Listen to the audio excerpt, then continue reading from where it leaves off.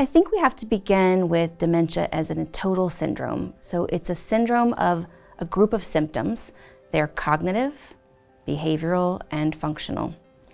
Behavioral is a bit of a misnomer because it's not just behaviors, it really is what is happening in the brain, in the neurological system, that interacts between cognitive and emotions.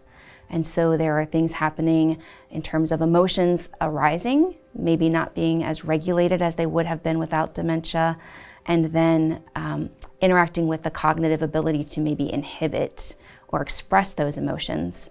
So that is the neuropsychiatric component of dementia. Frankly, I think it's more hidden.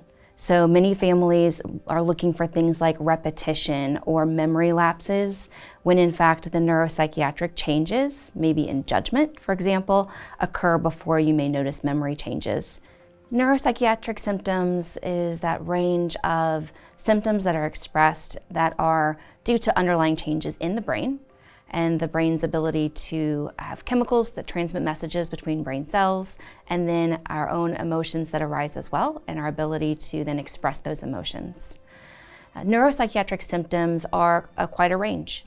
It's not just one thing, and that's also challenging. So it may be very less active or inactive, so things like apathy, being withdrawn, maybe having low or sad mood.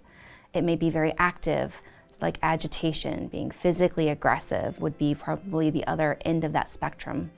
It also impacts things like sleep, so it may show up as disrupted sleep or behaviors that occur at nighttime or at a particular time of the day, like late afternoon when people are tired. And it may be an issue of being uninhibited. So disinhibition is one of the neuropsychiatric symptoms that we look for. And there are some patients who cycle between very inactive symptoms and very active symptoms. We would call that lability.